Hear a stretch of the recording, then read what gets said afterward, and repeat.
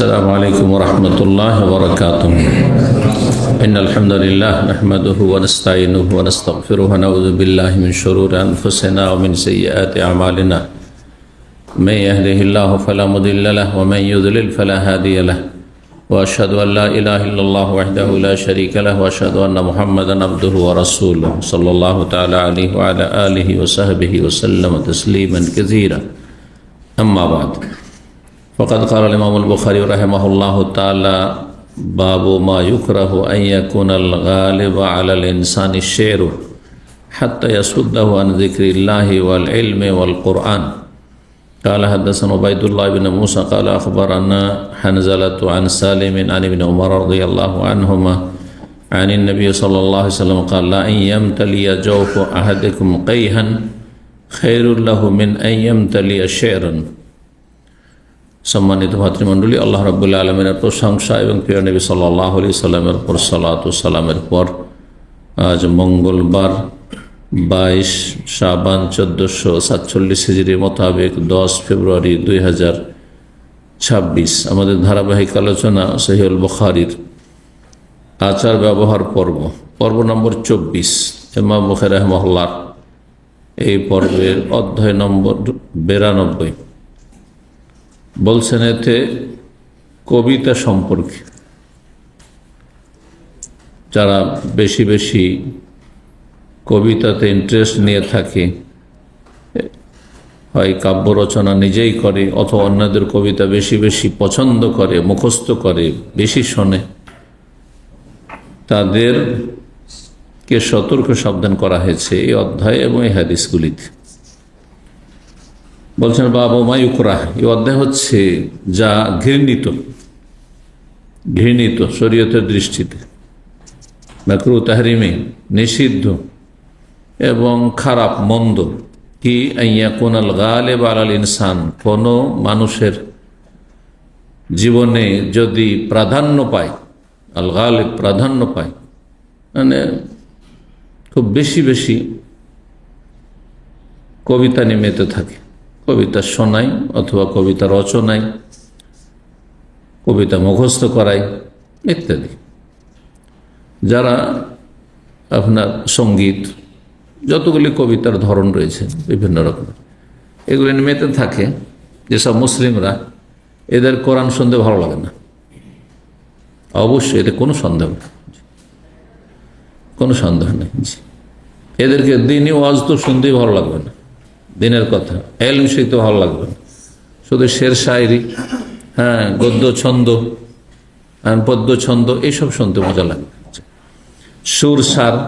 এই জন্য সুর শোনা যেসব জনগণ পাবলিক আমাদের দেশে যে প্রচলিত ওয়াজ মাহফিল, সুর শোনায় যারা অভ্যস্ত, তারা এলম শিখে না।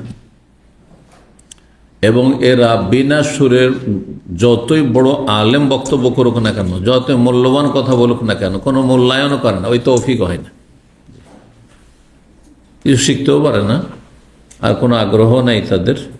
এইসব বক্তব্যে যেগুলি দিয়ে মানুষের জীবনে পরিবর্তন আসতে পারে। তো বলছেন যে কোনো মানুষের জীবনে যদি প্রাধান্য পায় কি আশেরও, কবিতা, কাব্য রচনা অথবা কবিতা শোনা, কবিতা মুখস্থ করা, অনেক কবিতা মুখস্থ রাখে, অনেক গান মুখস্থ রাখে, সঙ্গীত মুখস্থ রাখে। এটা যদি হয়, এটি মা ইউকরাহ, নিষিদ্ধ, ঘৃণিত কাজ। এমন হয়েছে তার লাইফটি এই কবিতা বেশি ইন্টারেস্ট নিতে গিয়ে যে হাত্তা ইয়াসুদ্দাহু আন যিকরিল্লাহ, তাকে বাধাগ্রস্ত করেছে আল্লাহর স্মরণ থেকে, জিকির আজকার থেকে। জিকরুল্লাহ মানে শুধু জিকির আজকার না, এটা তো আমাদের দেশীয় কথা। জিকির সুবহানাল্লাহ, আলহামদুলিল্লাহ, আল্লাহু আকবার, জিকির আজকার। কোরআনে কারীম সবচেয়ে উত্তম জিকির, কোরআনে তেলাওয়াত জিকির না, কোরআনের নামই জিকির। আল্লাহ ইন্না নাহনু নাযালনা যিকরা, আমি জিকির নাজিল করেছি। তো কোন জিকির নাজিল? সুবহানাল্লাহ, আলহামদুলিল্লাহ, আস্তাগফিরুল্লাহ, এগুলোর বিধান অবশ্যই নাজিল করেছেন, কিন্তু আসল হচ্ছে জিকির, মানে এখানে কোরআন। ওয়া ইন্নাহু লাযিকরুন লাকা, এই কোরআন হে নবী তোমার জন্য উপদেশ, জিকির। ওয়া লিকাওমিকা, তোমার সম্প্রদায়, তোমার জাতি, আরবদের জন্য আগে, অনারবদের পূর্বে, কারণ ওদের মাতৃভাষাই কোরআন। ওয়াসাউফা তুসআলুন, এবং তোমাদেরকে শীঘ্রই জিজ্ঞাসা করা হবে। সবাইকে জিজ্ঞাসা করা হবে কোরআন সম্পর্কে, কোরআনের কতটা হক আদায় করেছে। কোরআনে অনেকগুলি আয়াতে কোরআনকে কি বলা হয়েছে? জিকির বলা হয়েছে। জিকির উপদেশ, কোরআন ছাড়া ওয়াহি উপদেশ, হাদিস সুন্নাহ, জিকির হাতে আসুদহন জিকিরিল্লাহ, সালাত গুরুত্বপূর্ণ জিকির, ওয়াকিমিস সালাত লিযিকরি, আমার জিকিরের উদ্দেশ্যে সালাত কায়েম করো।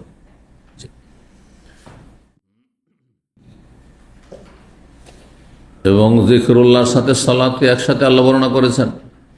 যারা মদ জুয়া এসব নিয়ে মেতে থাকে তাদের সম্পর্কে, ইন্নামা ইউরিদু শাইতানু আন ইউকিয়া বাইনাকুমুল আদাওয়াতা ফিল খামরি ওয়াল মাইসির, মদ এবং জুয়ায়, ওয়া ইয়াসুদ্দাকুম আন যিকরিল্লাহি ওয়া আনিস সালাহ, আল্লাহর জিকির এবং সালাতে বাধাগ্রস্ত করে। তো যদি কারো কবিতায় মেতে থাকা তাকে আল্লাহর জিকির থেকে বাধাগ্রস্ত করে, ওয়াল ইলমে জ্ঞান চর্চা থেকে, দিনের ইলম হাসিল করা বাধা সৃষ্টি করে। যে কবিতায় ও তো ইন্টারেস্ট নাই না, হ্যাঁ সুর সার এসব ইন্টারেস্ট নাই না, সে দিনে অন্তত কিছুক্ষণ তো ইলম শিখবে, ইসলামিক বই পুস্তক পড়ে অথবা কারো ভালো দিনই আলোচনা শুনে। কিন্তু যাদের শুধু ওই সুর সার শুনতে মজা লাগে, তারা এগুলো থেকে বঞ্চিত, ইলম থেকে বঞ্চিত। বল কোরআন, কোরআন থেকে বঞ্চিত। কোরআন শিখতে, কোরআনের অর্থ বুঝতে, কোরআনের প্রতি আমল করতে, কোরআনের হক আদায় করতে, তেলাওয়াত করতে ইত্যাদিতে বাধাগ্রস্ত করে। আল্লাহ জিকিরে ইলম হাসিল করায় কোরআন থেকে যদি বাধাগ্রস্ত করে, তাহলে এমন কবিতা সঙ্গীত নিয়ে মেতে থাকা,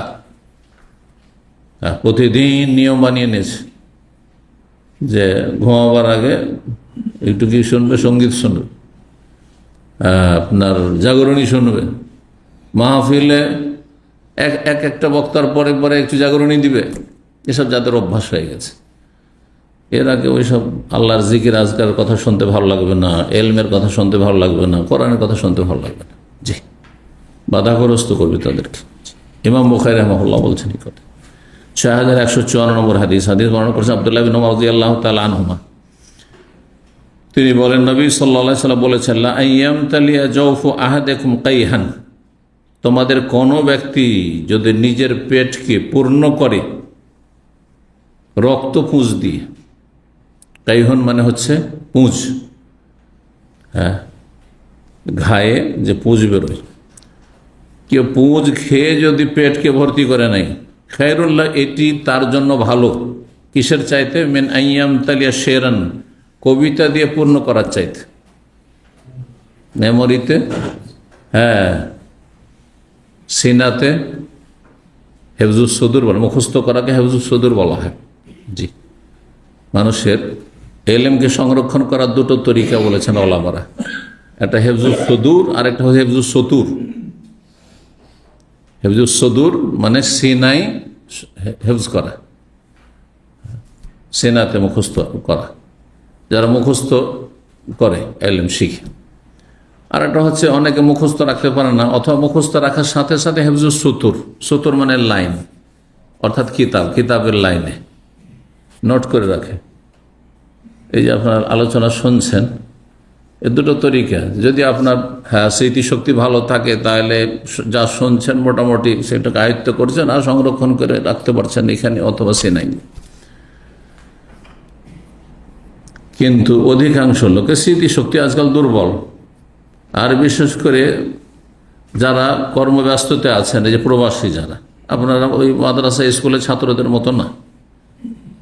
ছাত্র জীবনটা, স্টুডেন্ট লাইফটাই মানুষ ফ্রি থাকে পড়াশোনার জন্য, যে ওর মুখ্য উদ্দেশ্য হচ্ছে লেখাপড়া করা। কিন্তু আপনাদের তো আগে পয়সা, স্ত্রী, ছেলে মেয়ে, সংসার, আর মেলা কিছু, কারো ব্যবসা বাণিজ্য, এই সেই কত দেমাগে টেনশন নিয়ে এসে এখানে বসেছেন।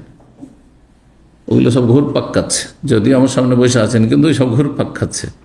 আর ওর মাঝখানে কিছু এলেম দেওয়ার চেষ্টা করছে, যে কতটার ভিতরে ঢুকবে আর কতটা থাকবে, ঢুকলেও বেরিয়ে যাবে, এক কান দিয়ে ঢুকছে আর এক কান দিয়ে বেরিয়ে চলে যাচ্ছে। এই জন্য আজকের কথা কালকে জিজ্ঞাসা করলে আপনারা জবাব দিতে পারেন না, অনেকে, অধিকাংশ পারেন না, কারণ এটি আর কি।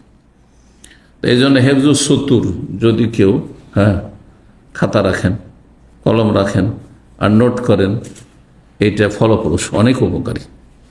এটা হয় কি যে সার কথা যেগুলি, পয়েন্টগুলি নোট করে রাখলেন, যখন আপনি 6 মাস 1 বছর পরেও দেখবেন, তখন 1 ঘন্টা 1.5 ঘন্টার যে আপনি আলোচনা শুনেছেন সবগুলি আপনার মেমোরিতে ফিরে চলে আসবে, কারণ পয়েন্টগুলো আপনার সামনে আছে, চলে আসে।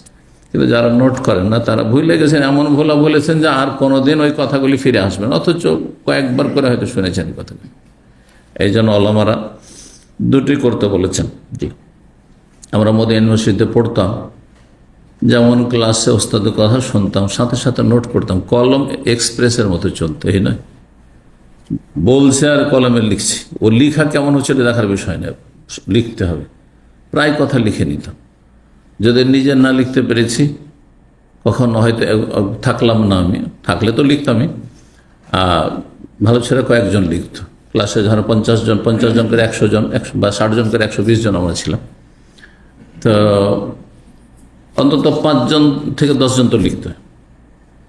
যদি কোনো একটা পয়েন্ট ছুটে যায়, কিছু কিছু ওস্তাদ আছেন খুব তাড়াতাড়ি বলেন, আস্তে ধীরে এরকম নয়। যেমন আমি বলছি এতে লেখা কিন্তু অনেকটা সহজ, কিন্তু এর চাইতে বেশি যদি স্পিডে বলা হয় লেখা মুশকিল। কোনো পয়েন্ট ছুটে গেল তো সাথীর সঙ্গে যারা বেশি ভালো, বা আমাদের মতো, ওই পয়েন্টটা ও নোট করেছে, আমার ছুটেছে, আবার আমার খাতা কখনো ওরা নিয়ে যেত, ওদের খাতা আমি কখন নিয়ে আসতাম, তার নোট করে নিতাম। তাহলে পরীক্ষার সময় যখন আসতো আর আমাদের কোনো চিন্তাই থাকতো না। কিন্তু যারা নোট করতো না তার পরীক্ষা খুব হিমশিম খেত, ফেল করতো, নাহলে পাশ করা খুব কঠিন হইতো, না হলে অন্য সাথী সঙ্গীদের কাছে গিয়ে ধর্ণা দিত, পেরেশান থাকতো। তো কি বলতে গিয়ে বললাম, কবিতা দিয়ে পেট ভর্তি করা বলা হয়েছে। হ্যাঁ, পেট ভর্তি করা, যদিও পেট বলে এখানে সিনায়, জি, কারণ মুখস্থ সিনাতে রাখা হয় অথবা স্মৃতিতে রাখা হয়। জি, মানুষের হিতাহিত জ্ঞান কোথায় আছে? বিশেষজ্ঞরা এই নিয়ে দ্বিমত করেছেন। হিতাহিত জ্ঞান মানুষের হৃদয়ে, হার্টে, কলবে আছে না ব্রেন আছে?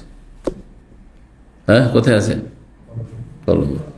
আল্লাহ কোরআন এখানে কলবের কথাই বলেছেন। জি, বলছেন না হিতাহিত জ্ঞান, এটা ভালো এটা মন্দ, এটা আপনি ব্রেন দিয়ে বুঝছেন না হৃদয় দিয়ে বুঝছেন?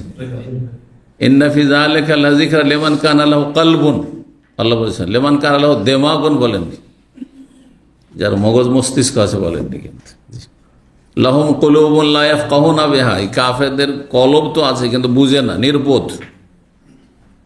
বোধ শক্তি তাহলে কিসে আছে? কলবে আছে। এটা কিন্তু সায়েন্সের কথা। জি, তো কেউ যদি কি করে, মুখস্থ রাখে কবিতায়, একজন খুব মুখস্থ, আমার অনেক কবিতা মুখস্থ আছে, ওই ব্যক্তির চাইতে কে ভালো? যার পেটে পুজ ভর্তি আছে, ওর পুজ ভর্তি করা বেশি ভালো ছিল। রক্ত পুজো যদি থাকে, ওইটা তোমার এই কবিতা, যেই কবিতা তোমাকে আল্লাহর দিনের জ্ঞান অর্জন করা থেকে, কোরআন থেকে, জিকির থেকে বাধাগ্রস্ত করবে, বেতে আছো শের শায়রি নিয়ে, নিকৃষ্টদের কাজ এটা। জি, তাহলে সীমিত আকারে মাঝে মধ্যে কখনো যদি হয়, ধরেন একটা অনুষ্ঠানে 2 ঘন্টার অনুষ্ঠান, 1-2 মিনিট কোনো সময় কবিতা পাঠ করলে তো ঠিক আছে, আর সেটা গঠনমূলক যদি হয়, যেমন গতকালকে আলোচনাতে নবী সাল্লাল্লাহু আলাইহি ওয়াসাল্লাম কখনো 1-2 লাইন বলেছেন, কিন্তু আপনি চলছে 10 মিনিট 20 মিনিট আধা ঘন্টার কবিতা, একটু পর পর কবিতা, হ্যাঁ বিনোদনের জন্য না, এতে মানুষ ভালো কথা শুনতে আগ্রহী হবে না। 6155 নম্বর হাদিস, মানে আবু হুরায়রা রাদিয়াল্লাহু তাআলা আনহু, তিনি বলেন, কালা রাসূলুল্লাহ সাল্লাল্লাহু আলাইহি ওয়াসাল্লাম, রাসূল বলেন, লা ইয়ামতালিয়া জাওফু আও রাজুলিন, ভাষার পার্থক্য রয়েছে, বিষয়বস্তু একই দুটো হাদিসের। আগেরটি আব্দুল্লাহ বিন ওমর বর্ণনা করেছেন, এটি আবু হুরায়রা, এদিক থেকে সনদের দিক থেকে পার্থক্য রয়েছে, ভাষার দিক থেকে পার্থক্য রয়েছে, বিষয়বস্তু একই। কি নিন্দা কিসের? হ্যাঁ, কবিতা মুখস্থ করা, হ্যাঁ কবি কাব্য রচনার পিছনে ছোটা, অথবা কবিতায় বেশি মজা নেওয়া, ইন্টারেস্ট নেওয়া, এগুলো নিন্দা রয়েছে হাদিসে। বলছেন রাসূলুল্লাহ সাল্লাল্লাহু আলাইহি ওয়াসাল্লাম, লা ইয়ামতালিয়া জাওফু রাজুলিন, কোন মানুষের পেট যদি ভর্তি হয় কি দিয়ে? কাইহান, রক্তপুঁজ দিয়ে, ইয়ারিয়াহু, যেটা সে ভক্ষণ করে, রক্তপুঞ্জ খেয়ে পেটকে ভর্তি করেছে। খায়রুন, এটি তার জন্য ভালো, কিসের চাইতে? মিন আইয়াম তালিয়া শেরান, কবিতা দিয়ে সিনা ভর্তি করার চাইতে, কবিতা মুখস্থ করার চাইতে। কবিতা বেশি মুখস্থ করাটা নিন্দনীয় কাজ শরীয়তের দৃষ্টিতে, কিন্তু একটু মুখস্থ আছে। আচ্ছা, যদি ভালো কবিতা মুখস্থ করে নিন্দনীয় হয়, তাহলে যেগুলি নোংরা অশ্লীলতা গান যেগুলোকে বলা হচ্ছে, বাজনা নাই, বাজনা তো হারাম, মিউজিক হারাম, বিনা মিউজিকও যদি গান হয়, গানে অশ্লীলতা ছাড়া তো গানই হয় না, নোংরামি ছাড়া গান হয় না। ইসলামী সঙ্গীতের নামে যেগুলো দেশে আছে, গজল গতকালকে বলছিলাম, শিরকুফরিতে ভরা রয়েছে, শিরকুফরিতে ভরা রয়েছে, বেদাতে ভরা রয়েছে, নাথ শরীফের নামে। তাহলে আপনাকে অর্থ বুঝে গঠনমূলক মানুষের চরিত্রে পরিবর্তন নিয়ে আসবে, আর মানুষের একটু তাসির হবে, মাঝে মধ্যে যে একটু বলা হয় যেগুলির দ্বারা মানুষের আখলাক আমলের সংশোধন হবে, তাহলে বলা যেতে পারে। ধরেন নামাজের গুরুত্ব, এই রমজান মাস আছে, রমজান মাসের ফজিলত ইত্যাদি, কোরআন শিক্ষার গুরুত্ব, ইসলামী শিক্ষার গুরুত্ব, এর উপরে যদি কাব্য রচনা হয়, কবিতা হয়, সঙ্গীত হয়, ভালো গঠনমূলক, মানুষের আখলাক চরিত্র গঠন, ভালো মানুষ হওয়া ইত্যাদি, এগুলো হচ্ছে গঠনমূলক কথা। 93 নম্বর অধ্যায় বলছেন বাবু কাউলিন নবী সাল্লাল্লাহু আলাইহি ওয়াসাল্লাম, এই অধ্যায় হচ্ছে নবী সাল্লাল্লাহু আলাইহি ওয়াসাল্লামের বাণী সম্পর্কে। কখনো কখনো নবী সাল্লাল্লাহু আলাইহি ওয়াসাল্লাম বলেছেন এই ভাষাগুলি আরবদের যে অভ্যাস ছিল বলার, কিন্তু সেগুলির শাব্দিক অর্থ উদ্দেশ্য হতো না। কিছু কিছু বাক্য বা শব্দ মানুষ ব্যবহার করে মাতৃভাষায়, যেটার আসল উদ্দেশ্য হয় না, সেটা বাহ্যিক শুনতে খারাপ লাগবে, যারা অভ্যস্ত না সেটিতে, অন্য ভাষাভাষীকে অথবা অন্য অঞ্চলের মানুষকে, কিন্তু আপনাকে খারাপ লাগবে না। এর দু একটি উদাহরণ দেব, বাংলা ভাষা তো অনেক আছে। আরবদের মধ্যে অনেক এইরকম ভাষা ছিল, বাক্য ছিল, যে আরবদের তাদের কথাবার্তায় এসব বাক্যগুলি আসতো, কিন্তু শাব্দিক অর্থ উদ্দেশ্য হইত না। তার মধ্যে একটি হচ্ছে নবী সাল্লাল্লাহু আলাইহি ওয়াসাল্লাম কখনো করবেন তারেবাতি ইয়ামিনুক, তোমার ডান হাত ধুলোতে মিশে যাক, ধুলো ধূসরিত হোক, হাত ধুলোতে মিশে যাক, অর্থটি তো খারাপ, তোমার ক্ষতি হোক, সর্বনাশ হোক, এগুলি না অর্থ হবে, কিন্তু এই উদ্দেশ্যে বলা হইতো না, এটি বদদোয়া বলে বলা হইতো না। সুতরাং যদি কোনো জায়গার মাতৃভাষায় এ ধরনের কোনো কথা থাকে, এটা আমাদের ভাষায় নেই, কিন্তু আরবদের ভাষায় তখন ছিল, এখনো কিছু আছে, যদিও যুগের পরিবর্তনের সাথে বাকভঙ্গিমায় পরিবর্তন এসেছে, এতে কোনো সন্দেহ নেই। যেমন স্থান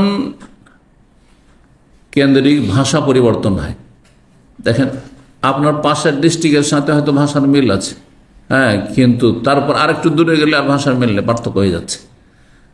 ঠিক তেমনি কাল বিশেষেও ভাষার পার্থক্য রয়েছে। 50 বছর আগে যে বাংলা বলা হইতো, আমাদের বাপ মায়েরা যে বাংলা বলতো, দাদা দাদির দিকে যেন তাতে পার্থক্য ছিল, এখন অনেক পার্থক্য হয়ে গেছে।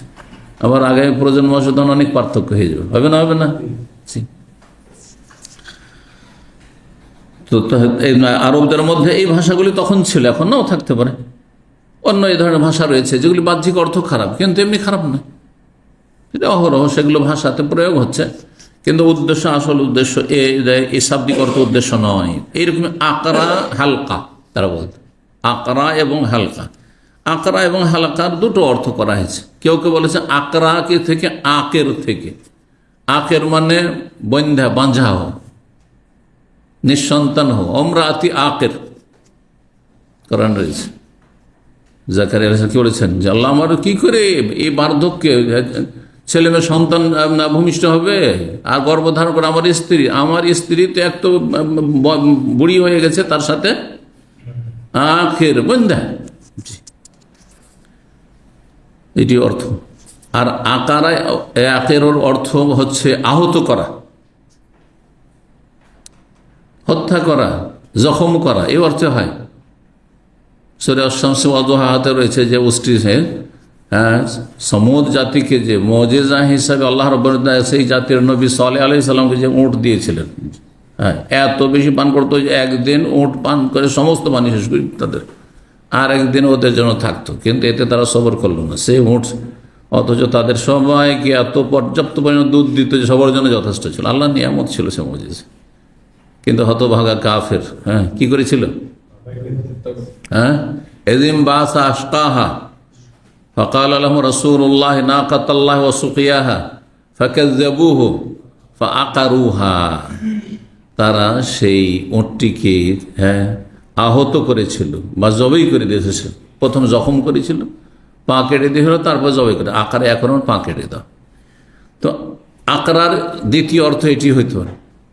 আকরার তাহলে প্রথম অর্থ কোনো মহিলা কি বলতো? আকরা মানে হ্যাঁ, হে বন্ধা, জি। তারপরে দ্বিতীয় অর্থ যদি হয় তাহলে কি? হ্যাঁ, কি? আহত, হ্যাঁ, ক্ষত বিক্ষত।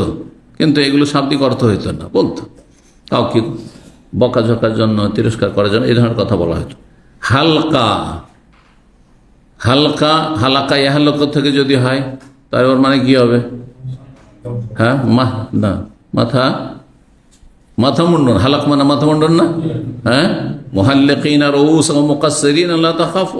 মুহাল্লিকিন, জি, আল্লাহুম্মা আরহামিল মুহাল্লিকিন, যারা মাথা মুন্ডনকারী তাদের রহম করো। হজ উমরায় গিয়ে ওদেরকে বেশি দোয়া দিয়েছেন 3 বার কেন? হালাক মানে মাথা, এই জন্য তো হাল্লাক বলছেন না। নাপিত কি বলছেন? হাল্লাক। নাপিতের দোকানকে আজকাল হাল্লাক বলছে, এটা ভাষাগত ভুল। হ্যাঁ, ওইটা হাল্লাকা যদি ঠিক আছে, মাকানুল হালাকা, কিন্তু হাল্লাক মানে হচ্ছে নাপিত, যে চুল ছাটে অথবা মুন্ডন করে, হালাকায় হালেক থেকে। তো হালকা মানে মাথা নেড়ি। হ্যাঁ, কিন্তু এসব শাব্দিক অর্থ উদ্দেশ্য হইতো না, তাও কি কোনো ক্ষেত্রে এইভাবে বলা হইতো। বাংলা ভাষায় এরকম আছে, বাংলাদেশের অধিকাংশ জায়গায় দুর্বেটা, এটা গাল মনে করছেন না, কিন্তু আমাদের মালদাহে চলে যান আপনি, চাঁপাই নওগাঁ রাজশাহী যান, কাউকে বেটা বলবেন না, খবরদারি দিয়ে, না তো মার খেয়ে যাবেন, মার খেতে হবে। কেন? আমরা দেখি ছোটকালে এক ছেলে আর এক ছেলেকে গাল দিচ্ছে, বেটা আমার, মারামারি শুরু হয়ে গেল, অতি মারামারি শুরু হলো। হ্যাঁ, তুই আমার মাকে বিয়ে করেছিস, তুই আমাকে বেটা বললি? বেটা মানে কি? ছেলে। হ্যাঁ, মানে ওর নিজের ছেলে। মারামারি শুরু হয়ে গেল। আচ্ছা, কিন্তু অন্য এলাকায় শালা গাল, আপনারা শালা কেউ বলবেন না, কিন্তু চাপে নওগাঁর এক বক্তা বলছে দূর শালা, ওর বক্তব্য আছে ইউটিউবে, কথা বুঝতে পেরেছেন? দূর শালা, বুঝতে পারছেন? এটা গাল নয়, মালদাতে কোনো গাল নয়, এটা কাউকে এমনি বন্ধু বান্ধব, আরে শালা, মারামারি করবে না কিন্তু ওখানে, কিন্তু আপনারা মারামারি করে নেবেন। হ্যাঁ, আমার বোনকে তুই বিয়ে করেছিস, খারাপ কথা বললি তুই, বুঝতে পারছেন না? তো এগুলি শাব্দিক অর্থ হয় না, ঠিক আরবদের এই ভাষাগুলি একেবারে এরকম।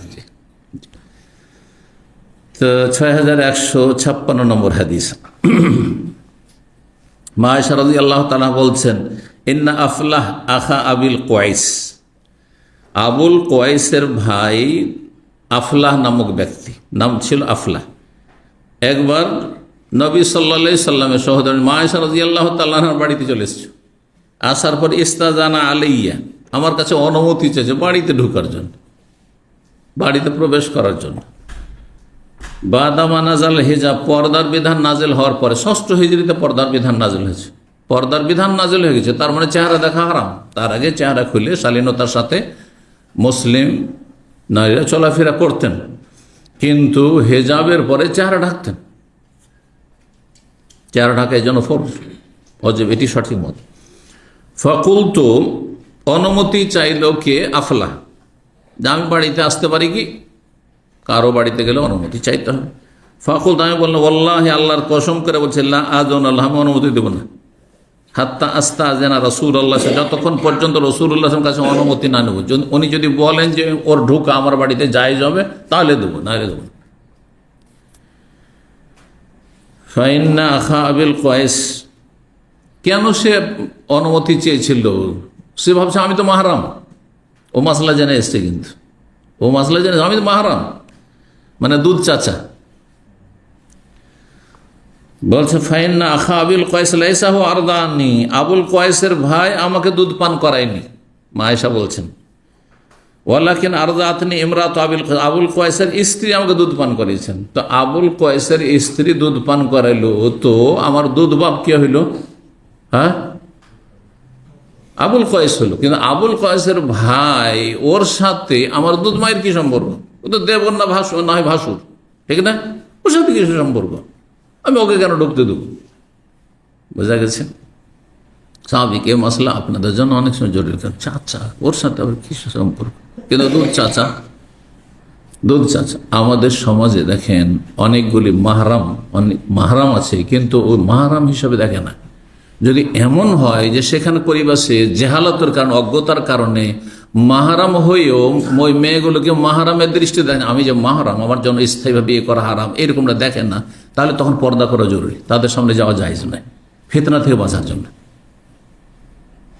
জি,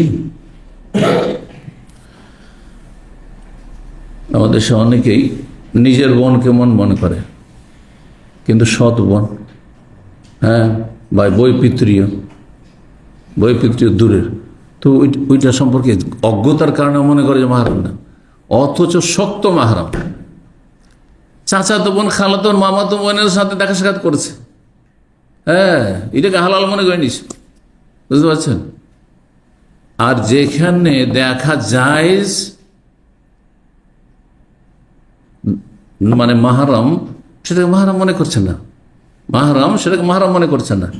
আর এই খালাতো বোন, মামাতো বোন এদের মাহারাম নয়, মাহারাম মনে করছে। বুঝতে পারলেন বিষয়টি? মানে যাদের মাহারাম নয় মনে করছে যে না, এ তো আমার খালাতো বোন, এ তো আমার মামাতো বোন, মামার মেয়ে, হ্যাঁ, এ তো আমার অম্মু, এ তো আমার চাচি, মামি। কয়জন জানে যে চাচি, মামি এর মাহারাম আপনি না? চাচি মামিকে খালা ফুফুর মতো, নিজের মায়ের মতো মনে করে সমাজে আমাদের। হারাম না, হারাম তাদের চেহারা দেখা। কিন্তু আমাকে এইরকম ছেলে জিজ্ঞেস করেছে যে ওই বৈপিত্রী বোনকে বিয়ে করে ফেলেছে, না জায়েজ না। বাপের শরিক না হয় মায়ের শরিক, কোনো একটাতে শরিক আছে না।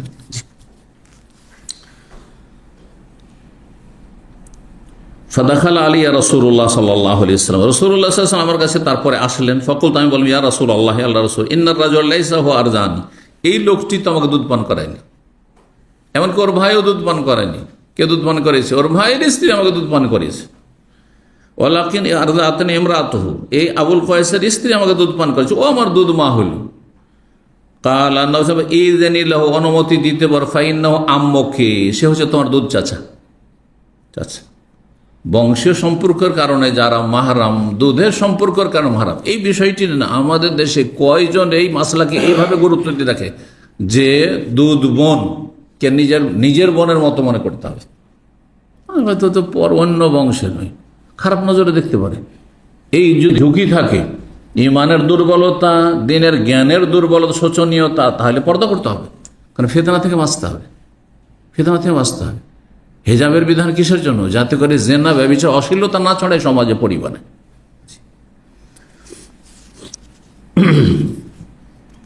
অনুমতি দিতে দাও, সে তোমার দুধ চাচা। তারিবাতি আমিনকে, তোমার হাত ধুলো ধূসরিত হোক। ভুল বুঝেছ, কিন্তু এটি গাল নয় বা বদদোয়া নয়। কালা ওর অরবল ফাবেজালে কানাত আয়েশা তাকুল, তারপর থেকে আয়েশা রাদিয়াল্লাহু তাআলা যখন ফতোয়া দিতেন, মহিলাদের বলতেন যে হাররিমু মিরা রাদাতি মা ইয়াহরুমিন নিসা, তোমরা হারাম মনে করবে দুধ পানের মাধ্যমে, দুধ পানের সম্পর্কের মাধ্যমে যেসব নিকট আত্মীয়দেরকে তোমরা হারাম মনে করো, মাহারাম মনে করো, মিনান নাসা, বংশীয় সম্পর্কের কারণে। বংশীয় সম্পর্কের কারণে যারা মাহারাম, তারা দুধ পানের কারণেও মাহারাম। যেমন নিজের ভাই তেমনি দুধ ভাই, হ্যাঁ, নিজের বাপ তেমনি দুধ বাপ, এইভাবে।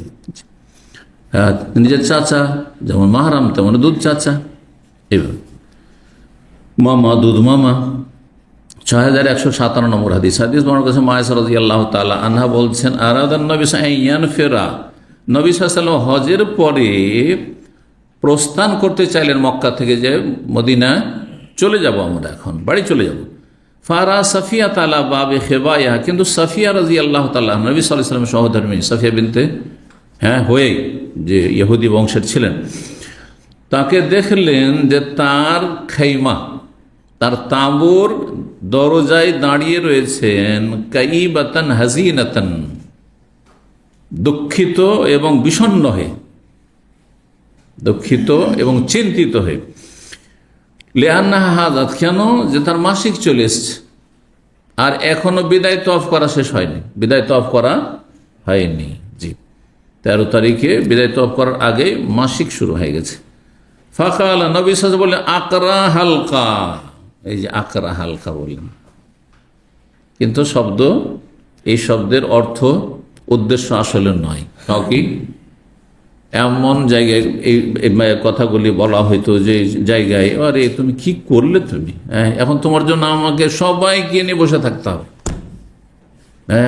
নবী সাল্লাল্লাহু আলাইহি ওয়াসাল্লাম ভাবছিলেন যে তওয়াফে ইফাজায় 10 তারিখে করেন, তাহলে বোঝা গেল 10 তারিখে তওয়াফে ইফাজা করা জরুরি নয়। যদি কারোর সাথে ফ্যামিলি থাকে অথবা বাচ্চারা থাকে, 11 তারিখে, 12 তারিখে, 13 তারিখে তওয়াফে ইফাজা, মানে 10 তারিখে যে ফরজ তওয়াফ রুকন সেটি করে তো জায়েজ রয়েছে, যদিও 10 তারিখে করা হচ্ছে উত্তম। তো নবী সাল্লাল্লাহু আলাইহি ওয়াসাল্লাম ভাবলেন যে এমনটা যদি হয়, তো নবী সাল্লাল্লাহু আলাইহি ওয়াসাল্লাম স্ত্রীর জন্য যেতে পারবেন না, আর যখন নবী যেতে পারবেন না তো কোনো সাহাবী যাবেন না, তো সবাইকে বসে থাকতে হয় 1 সপ্তাহ ধরে, 5 দিন 7 দিন হয়তো মাসিক চলবে। তো বলেন আকরা হালকা, আকরা হালকার অর্থ লোগাতো করে, সেটি কোরেশদের ভাষা, কোরেশদের মাতৃভাষায় এই বাক্যগুলি প্রয়োগ হইতো, কিন্তু শাব্দিক অর্থ উদ্দেশ্য ইন্নাকা লাহাবিসাতুন, তুমি মনে হয় আমাদেরকে বাধাগ্রস্ত করে ফেলবে, এখানে আমাদেরকে বসিয়ে দেবে। সুম্মা কালা, তারপরে জিজ্ঞেস করলেন আকুনতে আফাজতি ইয়াওমান নাহার, কোরবানির দিনে তুমি কি তওয়াফে ইফাজা করেছো? যে তওয়াফে ইফাজাকে তওয়াফে জিয়ারা বলা হয়, ফরজ তওয়াফ বলা হয়, রুকন তওয়াফ বলা হয়, কয়েকটি নাম রয়েছে। ইয়ানি তওয়াফ করেছো? কালা তো না, হ্যাঁ 10 তারিখে তুমি তওয়াফ করেছি। কালা, তখন নবী বলে ফান ফিরিয়ে যান, তাহলে যেতে পারো, অসুবিধা নেই। মানে ঋতুবতী মহিলাদের জন্য, এইরকমই প্রসূতির রক্ত যাদের নেফাস রয়েছে তাদের জন্য বিদায় তওয়াফের ক্ষেত্রে কি রয়েছে? ছাড় রয়েছে, সেটি তাদের জন্য ওয়াজিব নয়, তাদের ছাড়া অন্যদের জন্য ওয়াজিব। 94 নম্বর অধ্যায় হচ্ছে বাবু মাজা ফি জাম। এই অধ্যায় হচ্ছে যে হাদিসগুলি এসেছে জাম বলা সম্পর্কে। জাম মানে তাদের ধারণা, তারা এইরকম ধারণা পোষণ করে, এই ধরনের কথা বলা যাবে কিনা, যে ওই লোকদের এইরকম ধারণা, অমুক ব্যক্তি এইরকম ধারণা রাখে, এ ধরনের কথা বলা যাবে কিনা। কারণ ধারণা সম্পর্কে আল্লাহ নিষেধ করেছেন, ইজতানিবু কাসীরাম মিনাজ যান, তোমরা খুব বেশি ধারণা থেকে বেঁচে থাকো।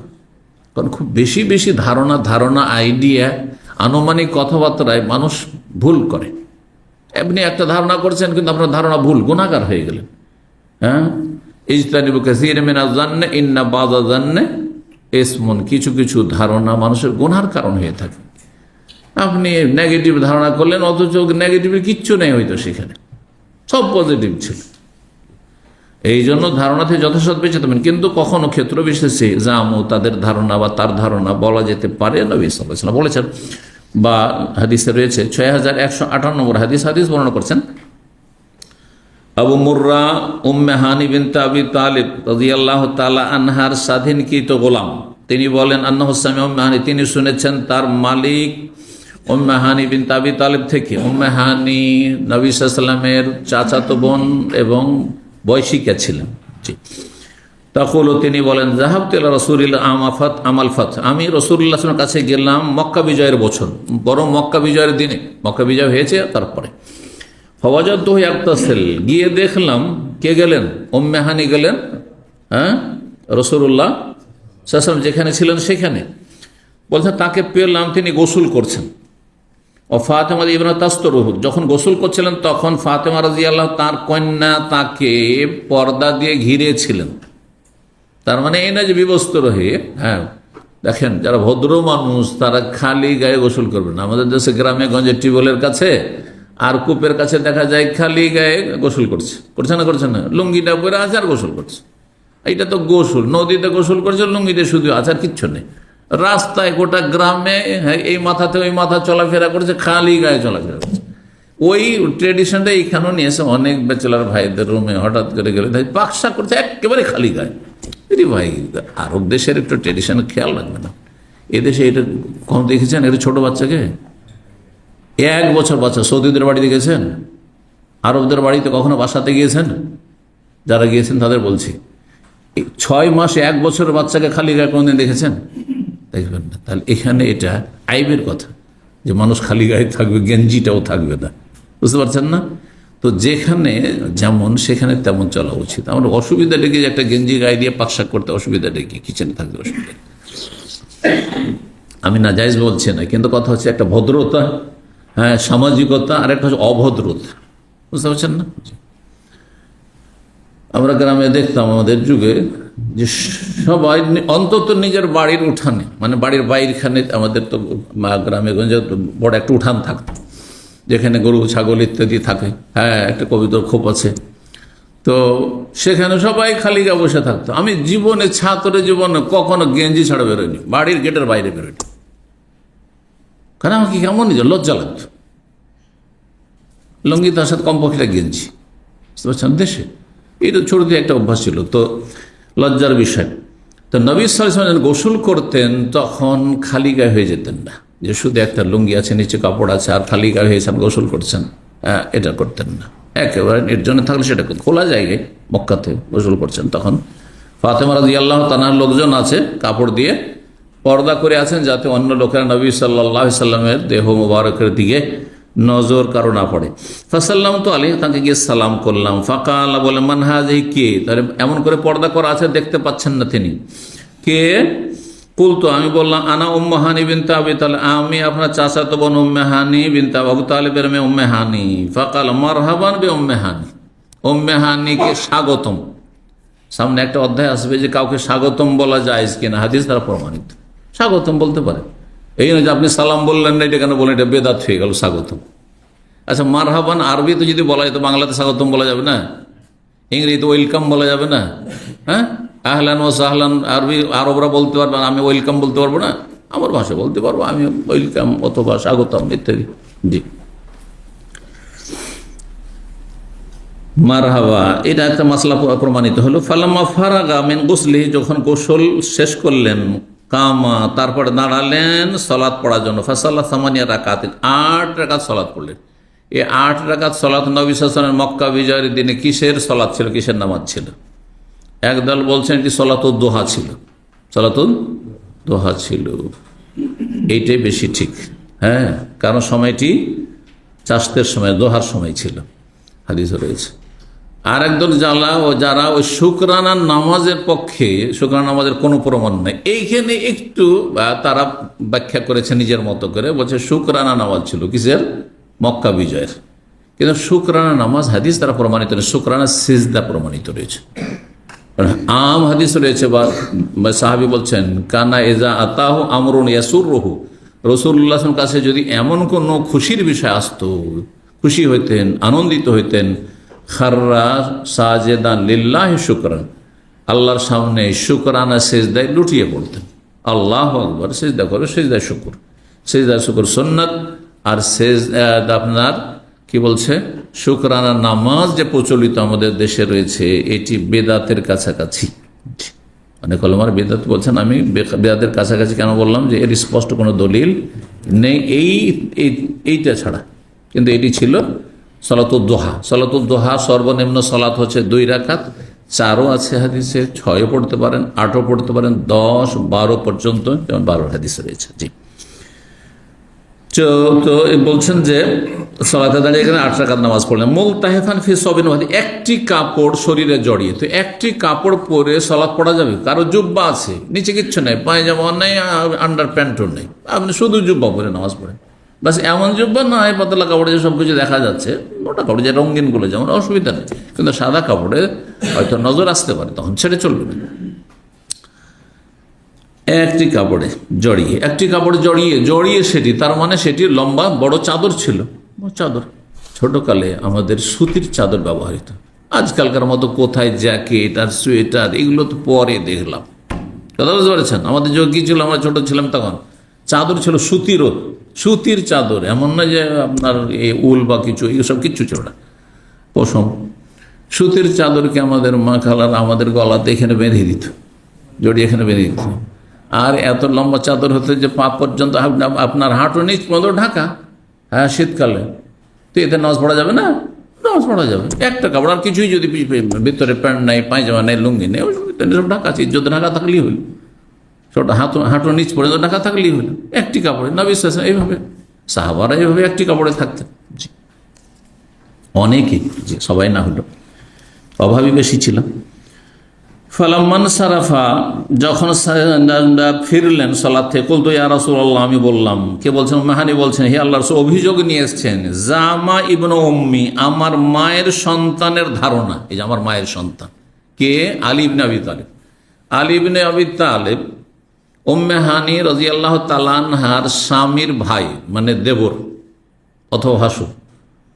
সে ছিল কাফের, সে ছিল তখন পর্যন্ত কাফের। কিন্তু নবী সাল্লাল্লাহু আলাইহি ওয়াসাল্লাম বলেছেন যে যারা স্যারেন্ডার করবে তারা নিরাপদ, যারা লড়াই যুদ্ধ করবে না, স্যারেন্ডার করবে। আবু সুফিয়ান বাড়িতে ঢুকলেও নিরাপদ, হারামে মক্কায় কাবা ঘরে ঢুকে গেলেও নিরাপদ, হাদিস রয়েছে।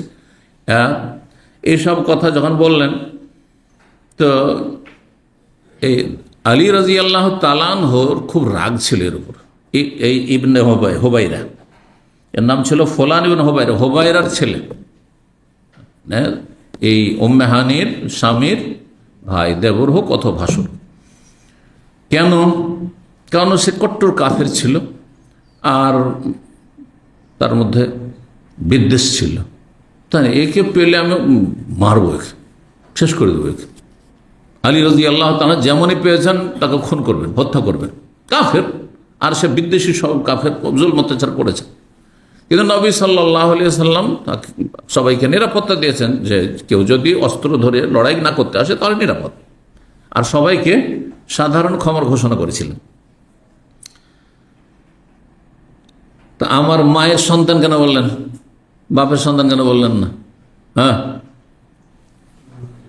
হ্যাঁ বলেন। হ্যাঁ, অথচ আলী ইবনে আবি তালেব, আর এ উম্মে হানিও হচ্ছে আবু তালেব। হ্যাঁ, যেমন আমরা বলি আমাদের ভাষায় যে আরে আমরা একই মায়ের পেটের ভাই রে, আর তুই এরকম ব্যবহার করছিস, বলেছেন? বলেন না? বলছি না আমরা? কেন? ওতে মানুষের নিজের সম্পর্কের গভীরতা দেখায় মানুষ। হ্যাঁ, একই মায়ের পেটের ভাই, একজন আরেকজনের টাকা পয়সা বেইমানি করছে, জুলম অত্যাচার করছে, কি আশ্চর্য কথা! শুধু মায়ের পেটের ভাই আর একই বাপের সন্তান নয়, কিন্তু বাপের চাইতে মায়ের সম্পর্কটি বেশি গভীর, সেই জন্য মানুষরা এইভাবে বলে থাকে। তাই বলেছেন জামা ইবনে উম্মি, আমার মায়ের সন্তানের ধারণা, আন্নাহু কাতিলুন রাজুলান, সে একজন লোককে সে হত্যা করবে। কাদ আজার, তো আর আমি তাকে নিরাপত্তা দিয়ে দিচ্ছি। এই যখন ইবনে হুবাইরা দেখলো যে আমাকে মেরে দিবে, তো উম্মে হানির বাড়ি থেকে লুকিয়ে গেছে। যে উম্মে হানি যেহেতু নবী সাল্লাল্লাহু আলাইহি সাল্লামের বড় বোন এবং ছোটকালে নবী সাল্লাল্লাহু আলাইহি সাল্লামকে আদর যত্ন করে কোলে করেছেন, তো সেখানে গেলে জানটা বেঁচে যাবে আমার। আলী রাদিয়াল্লাহু তাআলা বাড়িতে ঢুকে মারবো, শেষ করে দেবো। তখন ছুটে চলে এসেছেন নবী সাল্লাল্লাহু আলাইহি সাল্লামের কাছে যে আমি ওকে আশ্রয় দিয়েছি, আর আমার এই ভাই আলী বলছে না, একে হত্যা করবো। রাসূলুল্লাহ সাল্লাল্লাহু আলাইহি ওয়াসাল্লাম তখন উম্মে হানির পক্ষে বললেন কাদ আজারনা মান আজারতি উম্মে হানি, হে উম্মে হানি, তুমি যাকে নিরাপত্তা দিয়েছো আমরাও তাকে নিরাপত্তা দিয়ে দিলাম। নবী সাল্লাল্লাহু আলাইহি তারপরে বললেন, এমনকি উম্মে হানির বাড়ি থেকেও যদি আশ্রয় নেই, তাহলে সেও নিরাপদ, কেউ মারবেন। এই ঘটনাটি চাস্তের সময়ের ছিল, পূর্বাহ্নের সময়। দোহা মানে চাস্ত বেশি বুঝে মানুষ, পূর্বাহ্নের নামাজ আজকাল লোকেরা বুঝবেন।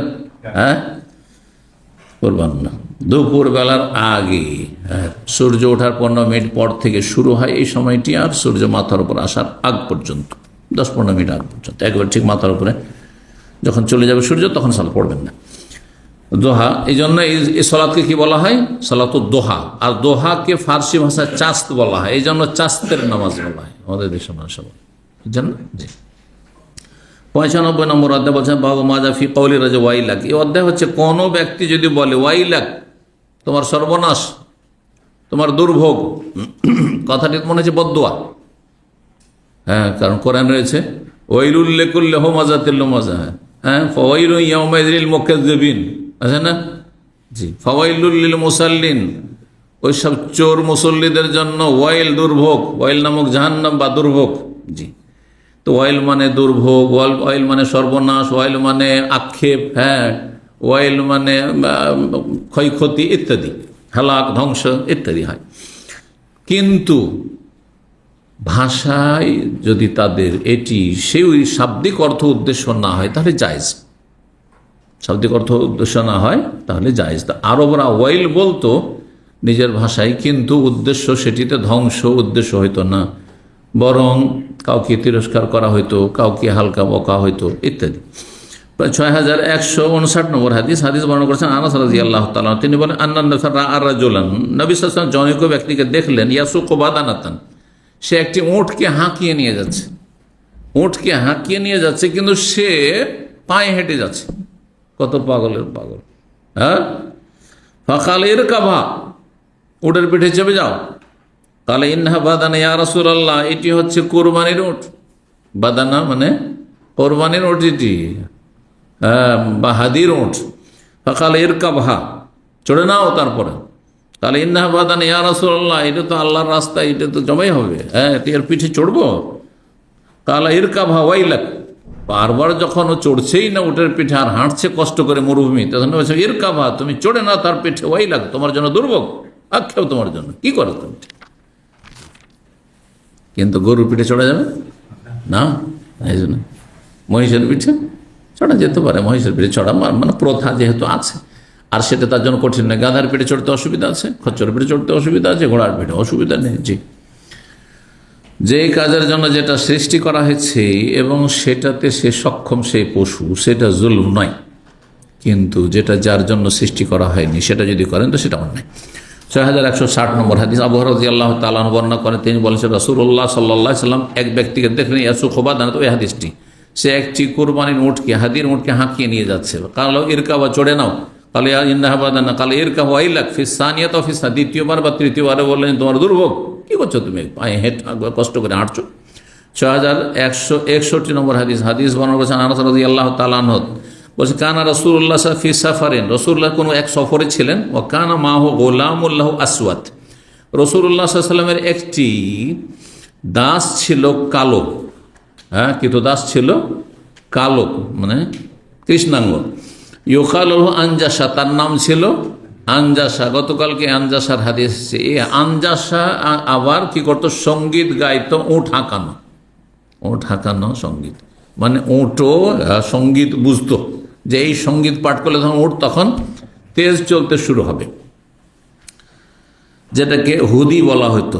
আনজাসাকে কি করতো, আনজাসা ইয়াহদু, সে হুদির সঙ্গীত গাইতো, হুদি নামক সঙ্গীত গাইতো।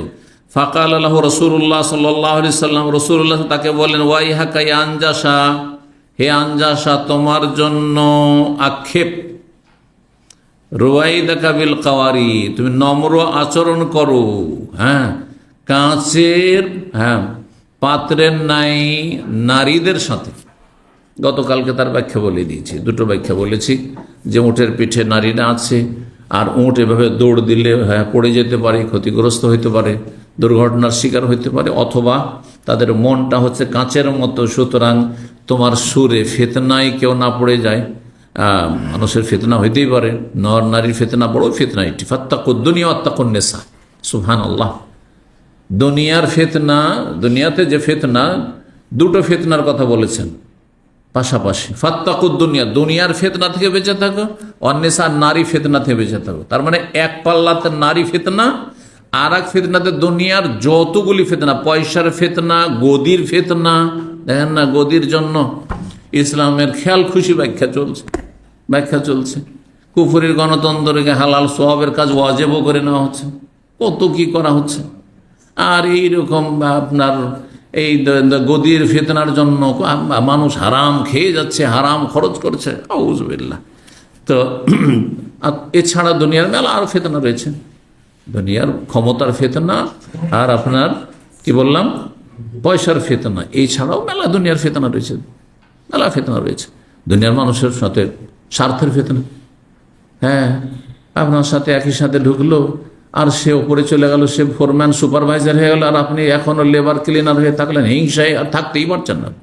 ফিতনা, বিভিন্ন রকমের ফিতনা, সবগুলি দুনিয়ার ফিতনা। দুনিয়ার ফিতনা এক পাল্লায়, আর এক পাল্লায় শুধু নারী ফিতনা। তাহলে কত ভয়ঙ্কর নারী ফিতনা! নাসাল্লাহ সালামাত ওয়াল আফিয়া। 6162 নম্বর হাদিস। হাদিস বর্ণনা করছেন আব্দুর রহমান ইবনে আবি বকরা, তার পিতা আবু বকরা রাদিয়াল্লাহু তাআলা আনহুমা থেকে, কাল আসনা রাজুল আলা রাজুল ইনদান নবী সাল্লাল্লাহু আলাইহি ওয়াসাল্লাম, জনৈক ব্যক্তির নবী সাল্লাল্লাহু আলাইহি ওয়াসাল্লামের সামনে আরেকজন ব্যক্তির প্রশংসা করতে লাগলো। সামনাসামনি প্রশংসা করা নিষিদ্ধ, এটা হচ্ছে আসল। কিন্তু যদি কোথাও প্রয়োজন হয় আর সেখানে ক্ষতির আশঙ্কা না থাকে ওই লোকের, তাহলে জায়েজ, বরং কখনো কখনো প্রশংসনীয় প্রয়োজন যখন। কেন এটা এই মুহূর্তটি বা এই ক্ষেত্রটি, হ্যাঁ, এমন একটি প্রসঙ্গ চলছে, এখন এই লোক ভালো মানুষ, এই কথা এখানে ওর সামনে বলার প্রয়োজন আছে, তখন বলবেন। কিন্তু যে বক্তারা স্টেজ যখন এসছে, তখন এমনভাবে তার প্রশংসা করা শুরু করলো যে সে আলেম হওয়ার যোগ্যতা রাখে না, দিল তাকে আল্লামা বানিয়ে। কথা বুঝতে পেরেছেন? এগুলি বক্তাদের জন্য ফিতনা, বড়ই ফিতনা। অহংকারে ফেটে পড়বে তাকওয়ার অভাব থাকে, আল্লাহ ভীরুতার অভাব থাকলে। এই জন্য সামনাসামনি প্রশ্ন করতে নেই। আপনি ভালোবাসেন, তার মাধ্যমে হেদায়েত হচ্ছেন, তার কাছ থেকে কিছু শিখছেন, আপনি চোখের আড়ালে প্রশংসা করেন। চোখের সামনে প্রশংসা করে মানুষের ক্ষতি করবে, অধিকাংশ ক্ষেত্রেই ক্ষতি হয়, অধিকাংশ ক্ষেত্রেই ক্ষতি হয়ে থাকে। আসনা রাজুল আলা রাজুল নবী সাল্লাল্লাহু আলাইহি ওয়াসাল্লাম, সামনাসামনি যখন প্রশংসা করলো এক লোক আর এক লোককে, নবী সাল্লাল্লাহু বললেন, ওয়াইলাক, তোমার জন্য দুর্ভোগ, কাতাতা অনকা আখিকা, তোমার ভাইয়ের গলা কেটে দিলে। তোমার ভাইয়ের কি করলে? গলা কেটে দিলে যে ক্ষতিটা হয়, ঠিক তেমনি গলা কেটে দিল তো জাহান্নামে যাবে না ওই লোক, কিন্তু তার মধ্যে অহংকার ঢুকে যায়, আমার মতো কেউ নেই। আর ধরেন এক লোক তাহাজ্জুদ পড়ে আর তার সামনে প্রশংসা করে লোকেরা আছে, আর ওই লোক আছে, ভাই আমরা তো কেউ তাহাজ্জুদ পড়তে পারি না, কিন্তু আমাদের এই ভাই আছেন না, আকরাম ভাই আছেন না, মাশাআল্লাহ 1 ঘন্টা ধরে তাহাজ্জুদ পড়ে। আরে বাপ রে বাপ, হইলে তারপরে তো এতগুলো লোকের সামনে আমি খুব পরেশগার লোক হয়ে গেলাম। হ্যাঁ, এখন তো কাজ হয়ে গেছে, আমার মতো আর কেউ নেই। হ্যাঁ, আমার মতো মনে হয় দাম্মামে আর কেউ নেই। হবে না? হবে না? ফিতনার আশঙ্কা আছে, জরুরি নয় যে হবে, কিন্তু কথা হচ্ছে অধিকাংশ ক্ষেত্রে ফিতনার আশঙ্কা রয়েছে। সেটা ইবাদত বন্দেগীর প্রশংসা করেন, আখলাক চরিত্রের প্রশংসা করেন, এলেমের প্রশংসা করেন, আর যে কোনো বিষয়ের প্রশংসা, দান সাদকার ক্ষেত্রে দানশীলতার প্রশংসা করেন, সামনাসামনি করবেন না। সামনাসামনি করলে অধিকাংশ মানুষের ক্ষতি হবে, কারণ ঈমান আমাদের খুব দুর্বল, শয়তান সুযোগ পেয়ে যাবে। 3 বার করে নবী সাল্লাল্লাহু আলাইহি ওয়াসাল্লাম বললেন যে তুমি তোমার ভাইয়ের গলা কেটে দিলে। মান কানা মিনকুম মাদিহান, তোমাদের মধ্যে কেউ যদি প্রশংসা করতেই চাই, লা মুহালা, হ্যাঁ, নিশ্চিত যে আমি করবই প্রশংসা, ফালিয়াকুল, সে বলবে আহসিবু ফুলানান, আমি মনে করি লোকটি ভালো, ওয়াল্লাহু হাসিবুহু, আল্লাহ তার হিসাবের মালিক, আমি ভিতরের খবর জানি না, ওয়ালা উযাক্কি আলাল্লাহি আহাদান, আল্লাহর সামনে কারো আমি সার্টিফাই করছি না, কারো আত্মার পরিশুদ্ধির ঘোষণা করছি না যে এই লোকটি খুব ভালো মানুষ। কেমন করে জানবো ভিতরে ভালো কিনা? এই জন্য বাহ্যিক জিনিসটা আমার কাছে ভালো, আল্লাহ ভালো জানেন। ইনকানাই আলম, যদি আপনি জানেন যে ভালো মানুষ, তাহলে এভাবে বলবেন যে আমার ধারণা এটি যে লোক ভালো, আর আল্লাহ আসল হিসাবের মালিক, আর আমি আল্লাহর সামনে এর বেশি কিছু বলছি না, আমার এটি ধারণা, ভুলও হইতে পারে। আপনি কোন একটা ছেলে দিলেন প্রশংসা করে, অমায়িক ছেলে একবারে, আর আপনার এই কথা শুনে, হ্যাঁ, কেউ মেয়ে তুলে দিয়ে দিল, হ্যাঁ, আর তারপরে সে ধোঁকা খেয়ে গেল, হ্যাঁ, মানুষরূপী শয়তান ছিল সে, ক্ষতিগ্রস্ত। এই জন্য আপনি বলেন যে ভাই আমি বাহ্যিক দৃষ্টিতে ছেলেটিকে ভালোই দেখছি, কিন্তু আল্লাহ ভালো জানে, তাহলে আরো একটু চিন্তা করুন, আরো দেখুন, আরো বিভিন্ন দিক থেকে বিভিন্ন সূত্র থেকে খবর নেই। আর আপনি এমনভাবে প্রশংসা করলেন যে আপনার একবারে অন্ধ হয়ে আপনার কথা শুনে আত্মীয়তা করে ফেলে, ক্ষতি হতে পারে না?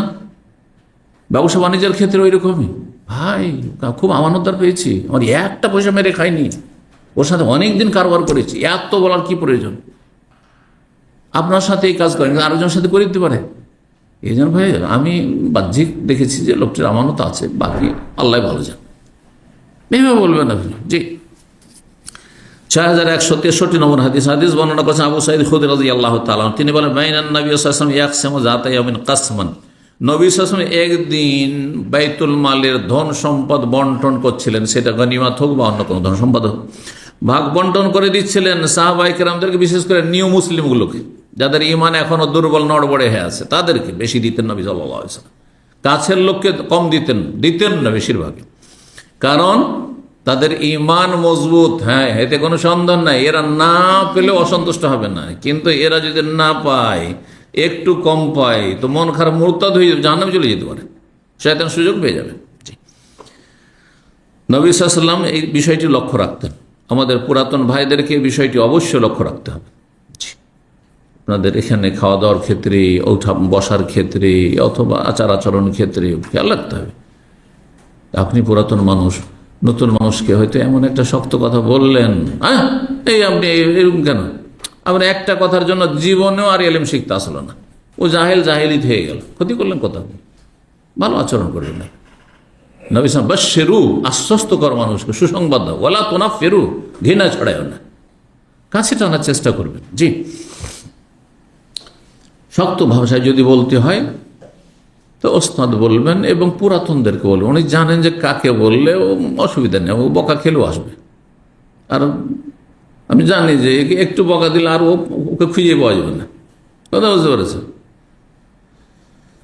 আপনি যথাসাধ্য ভালো আচরণ করে মানুষের। ফাকালা বললে জুল খুয়াইসারা, নবী সাল্লাল্লাহু আলাইহি সাল্লাম ভাগ বন্টন করছিলেন। জুল খুয়াইসারা ইয়ামানি এই লোক ছিল, বানু তামিম, তামিম গোত্রের। আজকাল তামিমি একটা বংশ আছেন না, ওই যুগের তামিমি থেকে তামিম, অনেক শাখা প্রশাখা হয়েছে, কিন্তু তার তামিমের নামটি আছে এখনো। এই তামিম গোত্রের এক লোক বলে, ইয়া রাসূলুল্লাহ, আল্লাহ রাসূল, এদিল, আপনি ইনসাফ করুন, আপনি ন্যায় বিচার করুন, ন্যায়সঙ্গত ভাগ বন্টন করুন। কালা ওয়াইলাকা, তোমার দুর্ভোগ, তোমার জন্য আক্ষেপ। মাইয়াদেল ইজলাম আদেল বা ইজালাম আদেল, আমি যদি সুবিচার না করতে পারি তো দুনিয়াতে কে সুবিচার করবে? আর নবী সাল্লাল্লাহু আলাইহি ওয়াসাল্লাম বললেন।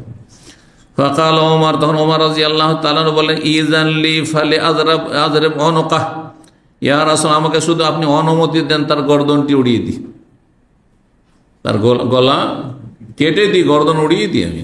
যে সাহাবায়ে কেরাম পারমিশন চাইতেন, কিন্তু নবী সাল্লাল্লাহু আলাইহি ওয়াসাল্লাম মুনাফিকদের ক্ষেত্রে কখনো অনুমতি দেননি। মুনাফিক হোক অথবা নিউ মুসলিম, আবেগী, তার দ্বীনের জ্ঞান নেই, ভাবছেন যে আমি কম পেলাম, আরেকজন বেশি পেয়ে গেল। হ্যাঁ, তাআলা নবী সাল্লাল্লাহু আলাইহি ওয়াসাল্লাম, ইন্নাল্লাহু আসহাবান, শোনো, এর অনেক সাথী সঙ্গী হবে। এমন একটা যুগ আসবে যে এর প্রজন্ম থেকে খারিজি জঙ্গি বেরোবে। দেখেন, জঙ্গিরা আলেল ওলামার মানহানি সবচেয়ে বেশি করে, আলেমই মনে করে না। এরা মনে করে যে বড় বড় বিজ্ঞ আলেম ওলামারা এরা দুনিয়াদার। হ্যাঁ, এরা ভোগ বিলাসী, এরা বিলাসিতা ছেড়ে জিহাদের ময়দান আসতে চায় না, ওই জন্য জিহাদের ফতোয়া দেয় না, এই জন্য জিহাদ করতে পারে না মানুষকে, জিহাদ করতে পাঠিয়ে দিতে হবে। শেষে কি হবে? পরিণতি জাহেলগুলো কিছুই বুঝে না যে আছে কোথায় মুসলিম জাতি। মুসলিম জাতি যেই দুর্বলতা দিয়ে যাচ্ছে, মুসলিম জাতির কোথায় নেতৃত্ব ছাড়া কোথায় জিহাদ আছে ইসলাম? বিনা শর্তে এমনিতেই। আল্লাহ হিদায়াত দান করে দেন, এদের অনিষ্ট থেকে রক্ষা করুন। প্রথম যে খারিজি জঙ্গি জন্ম নিচ্ছে এই প্রজন্ম থেকে, জুল খুয়াইসার ইয়ামানি, এদের প্রজন্ম, এদের বংশ থেকে, হ্যাঁ, এর নসল থেকে। তো নবী সাল্লাল্লাহু আলাইহি ওয়াসাল্লাম বললেন, দেখো এর সাথী সঙ্গীরা হবে, ইয়াহকিরু আহাদুকুম সালাতাহু মা সালাতিহিম, তোমাদের যে কোনো ব্যক্তি নিজ সালাতকে তাদের সালাতের সামনে তুচ্ছ মনে করবে। ওরা এত খুশুর সাথে, একগ্রতার সাথে নামাজ পড়বে, এত দীর্ঘ সময় ধরে নামাজ পড়বে, সিজদা করবে, যে তোমরা নিজের নামাজকে মনে করে তুচ্ছ মনে করবে। জি, এই যারা 11 মাসে বেনামাজি আর রমজানে মুসলমান, হ্যাঁ, নামাজি হয়ে যায়, তাদের তারাবি দেখে আর তাদের প্রথম কাতারে থাকা দেখে আমি নিজেকে, নিজের ইবাদতকে তুচ্ছ মনে করি। সত্যি যে এদের কাছে তো ফেল, কারণ আমাকে অফিসে আসতে হয়, বক্তব্য রাখতে হয়, ইফতার ক্যাম্প থেকে যাই, তারপরে গিয়ে পৌঁছলে একটু পরে আজান হয়ে গিয়ে দেখি প্রথম কাতারে আগে থেকে ওটা বছরে বেনামাজিগুলো হাজির। বুঝতে পারছেন? তো এদের অবস্থাটা ওই রকমই। জি, তো জঙ্গিরা ওই রকমই। জি, জঙ্গিদের বাহ্যিক আমল, দাড়িতে হাত লাগাবে না, আর কাপড় একেবারে টাকনার উপরে শুধু না, একেবারে আপনার হাঁটুর কাছাকাছি, আর আপনার বিভিন্ন জিনিসে খুব ধার্মিকতা, কিন্তু চরমপন্থা। কি করতে হবে? যারা মানবরচিত বিধান দিয়ে বিচার করে তাদেরকে মেরে দিতে হবে, যেখানে সেখানে বোমা পুঁতে রাখতে হবে, বোমা তৈরি করতে হবে। নওয়াজুবিল্লাহ, জঙ্গি এরা ধ্বংসের দিকে মুসলিম জাতিকে, মুসলিম দেশগুলোকে ঠেলে দিচ্ছে। জি, এদের সাথী সঙ্গীদের সলাতের সাথে তোমাদের সলাতে তোমরা তুচ্ছ মনে করবে, এবং তোমাদের যারা খাঁটি মুসলিম তারা নিজের সিয়ামকে, রোজাকে তাদের রোজার সাথে তুচ্ছ মনে করবে। ইয়ামরুকুনা, আর এরা খুব ধার্মিকতা দেখাবে, কিন্তু ইয়ামরুকুনা মিনাদ-দ্বীন, ইয়ামরুকুন মানে ইয়াখরুজুন, তারা দিন ইসলাম থেকে বেরিয়ে যাবে। কামরুকিস সাহমি মিনার রামিয়া, যেমন তীর বেরিয়ে চলে যায় শিকারী পশু থেকে। শিকারী পশুকে ভেদ করে যখন তীর যখন খুব দ্রুত বেগে আসে, ছুটে আসে, তখন এ পাশ থেকে ও পাশ ফুটে আবার বেরিয়ে চলে যাবে, ঠিক ওই রকম। আর তারপরে তীরটাতে দেখবেন একটু গোস্ত লেগে নেই, পেট দিয়ে বেরিয়ে যে চলে গেছে, ধরেন একটা শিকারী পশু বাইরে বেরিয়ে চলে গেছে, তো একটু কিছু লেগে নেই। ঠিক ওই রকম এরা ইসলামে ঢুকেছে, ঢোকার ইসলাম থেকে বেরিয়ে চলে যাবে এমন নেই, আর নবী সাল্লাল্লাহু আলাইহি ওয়াসাল্লাম আদর্শ থেকে বেরিয়ে চলে যাবে যে ইসলামের কিছুই নামগন্ধ নেই। এরা কাফেরদের শিকার হয়ে গেছে, কাফেরদের সেবায় যত্নে লেগে আছে। কাফেররা মুসলিম দেশে আক্রমণ করার জন্য, মুসলিম জাতিকে জঙ্গি বলার জন্য যে সুযোগ সুবিধা চাই এবং প্রুফ চাই, সেটা তারা প্রমাণ করে দিচ্ছে। বুঝতে পারছেন না?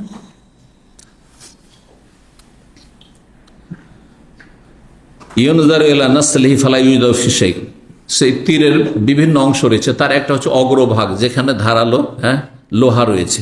সেটা দেখবেন একটা তীর যখন শিকারী, ধরেন আপনার হরিণ শিকার করছিলেন অথবা আপনি খরগোশ শিকার করছিলেন, পেট দিয়ে ভেদ করে বেরিয়ে চলে গেছে, দেখছেন যে ওই লোহাতে একটু গোস্ত আর রক্ত লেগে নেই। ওহুম মায়ানজুর ইলা রেসাফি, আর তারপরে মধ্যভাগটা দেখছেন ওখানেও কিছু লেগে নেই, ফালা ইউজাদু ফিহি, সাথেও কোনো কিছু লেগে নেই, রক্ত আর গোস্ত লেগে নেই। সুম্মা ইউনজারু ইলা নাযিয়িহি, আর তারপরে দেখছেন যে তার আপনার আর একটা ভাগ, যেটা আপনার তীরের যেদিকে আপনার থাকে, কি থাকে বলা হয়, ওই আপনার থাকে না, ডানাগুলো, পাখির ডানা টানা থাকে না, যাতে করে ঠিকভাবে উড়ে যায়, তো সেটা তো ফালাই যদি ফেস, তাতেও কিছু দেখবে না। সুম্মাইয়ানজুরু ইলা কুযাযিহি, আর তারপরে তার অন্য আর একটা অংশে দেখবে, তাতেও কিছু পাবে না।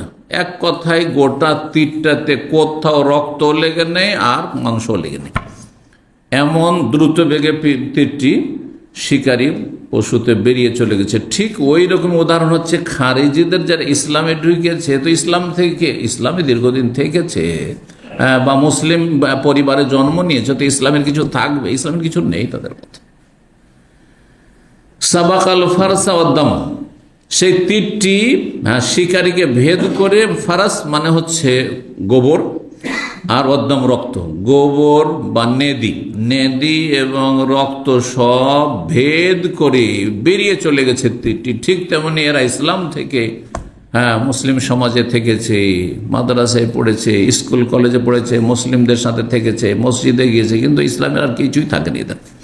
তার মানে খারিজিরা কাফের নয়, কিন্তু সঠিক মত, যদি ইখতিলাফ রয়েছে যে খারিজিরা কাফের কিনা। তবে যাদের রক্ত হারাম, তাদের রক্তকে হালাল যদি মনে করে, আর খারিজিরা এটা করে, কিন্তু এক শ্রেণীর খারিজিরা কাফের হয়ে যেতে পারে যারা মুসলিমদের রক্তকে হালাল মনে করে। এরা শুধু যারা মানব রচিত বিধান দিয়ে বিচার করে তাদের রক্তকে হালাল মনে করে না, এমনকি আলেমদের ক্ষেত্রে এরা ফতোয়া দিয়ে রেখেছে যে এসব আলেমগুলি হচ্ছে দুনিয়াদার। এরা দুনিয়াদার শুধু বলে না, এরা মোনাফেক। এরা মোনাফেক, কারণ এরা জিহাদ করতে দেয় না আমাদেরকে। সেই জন্য মোনাফেক যখন, তো রক্ত হালাল। চিন্তা করেন, আর যদি মোনাফেক, আকিদারও মোনাফেক, নবী সাল্লাল্লাহু কোন আকিদার মোনাফেককে হত্যা করেছেন? বরং সাহাবীরা পারমিশন চাইলে প্রত্যেকবার কঠোরভাবে নিষেধ করেছেন, যাতে কাফেররা বলতে না পারে ইন্না মুহাম্মাদান ইয়াকতুলু আসহাবা, মুহাম্মদ তার সাথী সঙ্গীদেরকে খুন করছে। দেখো, কাফের এই কথা বলার সুযোগ না পায়, এরা আলেমদের খুন করার ফতোয়া দিয়ে থাকে। জি, এই জঙ্গিদের সাথে একজন মদিনা ইউনিভার্সিটিতে এসেছিল, বাংলাদেশ থেকে ছেলে, প্রথম বছরে এসেছিল, তার পাসপোর্টটাকে লুকিয়ে রেখে দিল, তারপর কোন উদ্ধার করে এসেছিল, আর তারপরে দ্বিতীয়বার যখন গেল সে তাকে মেরে দিয়েছে। যদি তাদের জঙ্গিদের দলে কেউ ভর্তি হয়ে যায় আর তারপরে তাদের দল থেকে বেরিয়ে যেতে, বলছে এই গাদ্দার আমাদের সংগঠনে ঢুকলো আর তারপরে কেন বেরিয়ে গেল, আর এ তো আমাদের সব রাজ ফাঁস করে দিবে। হ্যাঁ, সুতরাং একে খুন করা ফরজ। তখন নাউজুবিল্লাহ, এসব জঙ্গিদের আকীদা, বিশ্বাস। জি, ইয়াখরুজুনা আলা হিন ফুরকাতি মিনান নাস, এই খারিজিরা কখন বেরোবে? মানুষের বিভক্তির সময়। প্রথম খারিজি বেরিয়েছিল মুসলিম সমাজে প্রথম যখন বিভক্তি দেখা দিয়েছিল। কোন বিভক্তি? আলী আর মুআবিয়া রাদিয়াল্লাহু তাআলা আনহু দ্বন্দ্ব, সিফিনের যুদ্ধ, আর ওখান থেকে একদল বেরিয়ে গেল, হ্যাঁ, লা হুকমা ইল্লা লিল্লাহ ইনিল হুকমা ইল্লা লিল্লাহ, আল্লাহর হুকুম ছাড়া কারো হুকুম চলবে না। কেন? সালিস মানলেন তৃতীয় পক্ষ, আর তৃতীয় কোরআন নিজে কথা বলবে নাকি? না, কোরআন দিয়ে তৃতীয় পক্ষকে ফয়সালা করতে হবে। জাহেল মূর্খ এটাও বুঝলো না। একটা বিচার সালিস করবেন, কোরআন কথা বলবেন না, বিচার সালিসে কিছু লোক লাগবে, বাদী বিবাদী, আর মাঝখানে সালিস তৃতীয় পক্ষ। সালিস কেন বলা হয়? বিচারকে তৃতীয় পক্ষ লাগে, তৃতীয় পক্ষ বিচার করে। কারণ পক্ষের লোক বিচার করতে পারবে না, বিপক্ষের লোক বিচার করতে পারবে না, বাদী বিবাদী কেউ বিচার করতে পারবে না, তাহলে তৃতীয় পক্ষ লাগবে। তো এইটাই তাদের বুঝে আসেন এসব জাহেলদের। আয়াতুহুম রাজুলুন, তাদের লক্ষণ হচ্ছে, হ্যাঁ, চিহ্ন। আয়াত, আয়াত মানে নিদর্শন। তাদেরকে চিনতে পারবে কি দেখে? একজন লোক পাবে খারিজিদের মধ্যে, খুন হয়ে যারা থাকবে। হ্যাঁ, ওই যে আপনার খারিজদের বিরুদ্ধে যখন আলী রাদিয়াল্লাহু তাআলা লড়াই করলেন নাহাওয়ান্দের, তখন একজনকে পাওয়া গিয়েছিল, নবী সাল্লাল্লাহু আলাইহি ওয়াসাল্লাম যেমন লক্ষণ বলে ওই রকমই পাওয়া গেছে। রাজুলুন, একজন লোককে পাবে, ইহদা ইয়াদাইহি মিসলু সাদিল মারা, তার একটি হাতে নারীদের স্তনের মতো গোস্ত উঁচু হয়ে থাকবে। হ্যাঁ, গোস্ত উঁচু হয়ে থাকবে, এই কথাটি নবী সাল্লাল্লাহু আলাইহি ওয়াসাল্লাম বলেছেন। আও মিসলাল বাদআতে, একটি গোস্ত পিণ্ডের মতো উঁচা হয়ে থাকবে শরীরে, তাদারদারু, আর যখন হাঁটবে তখন সেটি কি হবে? নড়াচড়া করবে, নড়াচড়া করবে। কাল আবু সাইদ খুদরি বলেন, আশহাদু, আমি সাক্ষী দিচ্ছি, লা সামিআতুহু মিন নবী সাল্লাল্লাহু আলাইহি ওয়াসাল্লাম, আমি এই হাদিস নবী সাল্লাল্লাহু আলাইহি ওয়াসাল্লাম থেকে শুনেছি। ও আশহাদু, আমি সাক্ষী দিচ্ছি, আন্নী কুনতু মা আলী, আলী রাদিয়াল্লাহু তাআলার সাথে আমি ছিলাম, হিনা কাতালাহুম, যখন এই খারেজি জঙ্গিদের বিরুদ্ধে তিনি লড়াই করেছিলেন। ফালতু মিসাফিল কাতলা, আর তারপরে যারা নিহত হয়েছিল খারিজি জঙ্গিরা, তাদের মধ্য থেকে নবী সাল্লাল্লাহু আলাইহি ওয়াসাল্লামের ভবিষ্যৎবাণী হিসাবে তলাশ করা হলো যে দেখি এই লোককে পাওয়া যাচ্ছে কিনা, যে লোকের লক্ষণের কথা বলেছিলেন।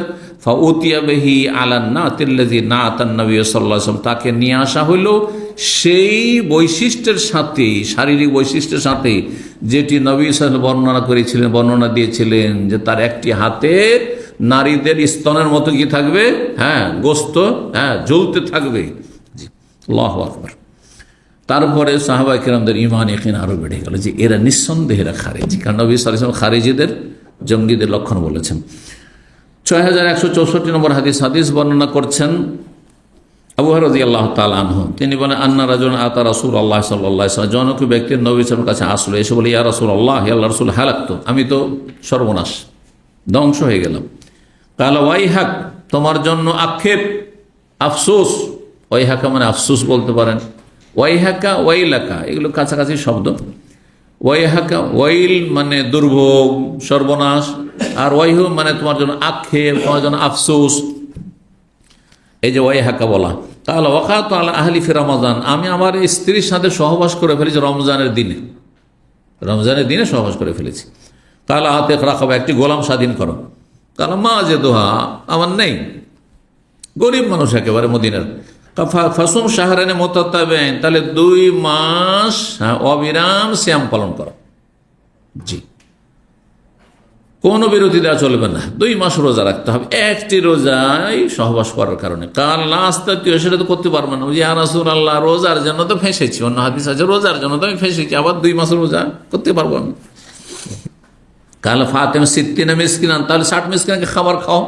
এই 3টি সবচেয়ে শক্ত কাফারা এগুলি, গোলাম স্বাধীন করা, না হলে 2 মাস, হ্যাঁ, একটানা রোজা রাখা, আর না হলে 60 মিসকিনকে খাবার দেওয়া। প্রতিটি মিসকিনকে 1.5 কেজি করে খাদ্যদ্রব্য দিতে হবে, গম বা চাউল দিতে হবে। তাহলে কত লাগবে? 90 কিলো হয়ে যাবে। কাল আম্মা, যেহেতু সেটাও তো পাচ্ছি না আমি, মানে সেটা পারবো না, আমার শক্তি সামর্থ্য না। ফাউতিয়া বি আরাকিন, তার কিছুক্ষণ পরে একটা বড় পাত্র ছিল, সেই পাত্রে নিয়ে আসা হইল খেজুর। কালা খুজহু, নিয়ে নাও, ফাতা সাদকা, এটা সাদকা করো, জি সেটি সাদকা করে দাও। কালা ইয়া রাসূলুল্লাহ, আল্লাহ রাসূল, আলা গায়রি আহলি, আমার পরিবার ছাড়া আর কাউকে সাদকা করতে হবে? ওর পরিবার ছাড়া আর কাউকে সাদকা করতে হবে? অন্য কাউকে দিতে হবে না? আমার পরিবারকে দিলেও চলবে? তাহলে ফাওয়াল্লাযী নাফসি বিয়াদিহি, আল্লাহর কসম করে বলছি, সেই সত্তার কসম করে বলছে যার হাতে আমার প্রাণ রয়েছে, মা বাইনা তনুবাইল মদিনা, অন্য রিওয়ায়াতে রয়েছে লাবাতাইল মদিনা, বিভিন্ন ভাষাগুলি এসেছে। মদিনার দুই প্রান্তের মাঝে, মানে মদিনায় যত বাসিন্দারা রয়েছে তাদের মাঝে এমন কোনো ব্যক্তি নেই আহওয়াজ মিন্নি, যে আমার চাইতে বেশি অভাবী। আহওয়াজ মোহতাজ থেকে, মোহতাজ মানে অভাবী, আমার চাইতে বেশি অভাবী মানুষ মদিনার মধ্যে কেউ নেই। তো আমি কাকে দিতে যাব? আমার চাইতে সচ্ছল ব্যক্তি, আমার বাড়িতে খাবার নেই, সবাই অনাহারে আছে, আমার স্ত্রী ছেলে মেয়ে সবাই। ফাদাহিকান নবী সাল্লাল্লাহু, নবী সাল্লাল্লাহু আলাইহি ওয়াসাল্লাম হেসে দিলেন। তাকে এতগুলি কাফার বলে কোনোটাই নেই, শেষখানে সাদকার বাইতুল মালের গুঁড়ে খেজুর আসলো, ওইটাই দিল, যাও এটাই সাদকা করে দাও, ওইটাও নিজেই খাবে, নিজের ছেলে মেয়েকে খাওয়া। বুঝতে পারছেন, হাসারই কথা। নবী সাল্লাল্লাহু আলাইহি ওয়াসাল্লাম এমন হাসলেন, হাত্তা বাদাত আনিয়াবহু, নবী সাল্লাল্লাহু আলাইহি ওয়াসাল্লাম চোয়ালের দাঁত বেরিয়ে আসলো, জি পাশের দাঁত। কালা খুযহু, তারপরে বললেন যে খুযহু, যাও নিয়ে যাও, নিয়ে যাও। ওয়াতহিমু আহলাক, অন্য রিওয়ায়াতে রয়েছে যাও তোমার পরিবারকে খাওয়া, যাও তোমার ছেলে মেয়ে স্ত্রীকে খাও। তো এইরকম যদি একবার নিহাত অভাবী হয় তখন সেটি চলবে, কিন্তু নিজের কাফারা নিজে, কিন্তু এমনি আজকালকার জামানায় চলবে না। আজকাল এত অভাবী লোক সাধারণত নেই। 6165 নম্বর হাদিস বর্ণনা করেছেন আবু সাঈদ খুদরী রাদিয়াল্লাহু তাআলা, তিনি বলেন আন্না আরাবিয়ান ক্বালা ইয়া রাসূলুল্লাহ, একজন বেদুইন আসলো, এসে বলে ইয়া আল্লাহর রাসূল, আখবিরনি আনিল হিজরা, আচ্ছা বলুন তো আমাকে হিজরত সম্পর্কে। আমি ওই যাযাবর বেদুইন এলাকায় থাকি, মাঠে ময়দানে মরুভূমিতে, আমি হিজরত করতে চাই। তাহলে মক্কার লোক ছিল না, মক্কার লোকের জন্য হিজরত করা ফরজ ছিল মক্কা বিজয়ের আগে, বুঝতে পারছেন না? কিন্তু যারা মক্কার বাইরে মরুভূমিতে আছে তাদের জন্য হিজরত করা ফরজ ছিল, যে তোমার আসতে হবে এলেম শিখার জন্য একবার মদিনায়। হ্যাঁ ভালো, সেটা একটা হচ্ছে ভালো কাজ, মুস্তাহাব কাজ আলাদা কথা, আর একটা হচ্ছে ফরজ কাজ। মক্কা যেহেতু দারুল কুফর ছিল, যেখানে ইসলাম পালন করা বড়ই মুশকিল ছিল, সেই জন্য মক্কা বিজয়ের আগ পর্যন্ত হিজরত করা ফরজ ছিল। যে এই লোক যখন হিজরত সম্পর্কে জিজ্ঞাসা করলেন, নবী সাল্লাল্লাহু আলাইহি ওয়াসাল্লাম বলে, ওয়াই হাকা, তোমার জন্য আফসোস, ইন্না শান আল হিজরাতে শাদীদ, হিজরতের বিষয়টি বড়ই কঠিন। হিজরত করা এক জায়গা থেকে আরেক জায়গায়, ঘর সংসার নিয়ে চলে যাওয়া, স্থানান্তরিত এত সহজ নয়। গ্রামের বাড়ি থেকে শহরে আসতে পারছেন সহজে, কিন্তু আপনাকে যদি বলা হয় যে আপনার বাড়ি কুমিল্লা, চলে আসেন রাজশাহী, আরে বাপ, গোটা বংশ ছেড়ে যেতে হবে। জমি জায়গা বিক্রিও হচ্ছে না, তাও যদি খালি হাতে আসতে হয় সব কিছু ছেড়ে দিয়ে, সমস্ত কিছু। যারা এক জায়গায় আরেক জায়গায় যায়, বিশেষ করে আমাদের এক সময় ছিল, আমাদের আমবাগান ছিল, লিচু ছিল, বুঝলেন, যখন এখান থেকে মালদহতে দিনাজপুর চলে গেল, সুবহানাল্লাহ, তখন সব ছেড়ে দিয়েছে। এটা কষ্টের বিষয় না, এত সহজ মনে করছেন? যে আব্বা নিজের হাতে আমের গাছ মানুষ করেছে, তারপরে লিচুর গাছ, সব ছেড়ে দিয়ে নতুন জায়গায় গিয়ে আবার নতুন করে বাগান, কিছু নেই হয়তো সেখানে গিয়ে। কঠিন এটা, হিজরত করাটা অত সহজ নয়। আজকাল পশ্চিমা দেশে হিজরত মানুষ করছে, কারণ মনে করছে এখানে গেলেই সুখ। জীবনের বাজি নিয়ে আর সাগরে ডুব দিয়েও যাচ্ছে, মরেও যাচ্ছে, তারপর যাবো কোন রকম করে, বনে জঙ্গলে, সাপে দংশন করছে, কেউ বাঁচছে কেউ মরছে, তারপরও যাওয়ার স্বপ্ন। এক শ্রেণীর লোক আছে না, দেখছেন আজকাল সোশ্যাল মিডিয়া, আল্লাহ হিদায়াত দান করে এদেরকে। এরা যে আল্লাহর প্রতি তাওয়াক্কুল ভরসা করতো, আর তারপরে আল্লাহর উপর ভরসা করে মেহনত করতো, তো আল্লাহ তাতে বরকত দিত। কিন্তু জীবনের বাজি নিয়ে এসব করা মোটেই উচিত নয়। তারপর এদের ইমান ইসলামের তো কোনো ঠিকানাই নেই, জি কারণ কোনো জায়গায় যদি আপনি প্রতিকূল জায়গায়, ইসলামের বিপরীত যে পরিবেশ, সেখানে যাওয়ার জন্য বেশ কিছু শর্ত রয়েছে, বেশ কিছু শর্ত।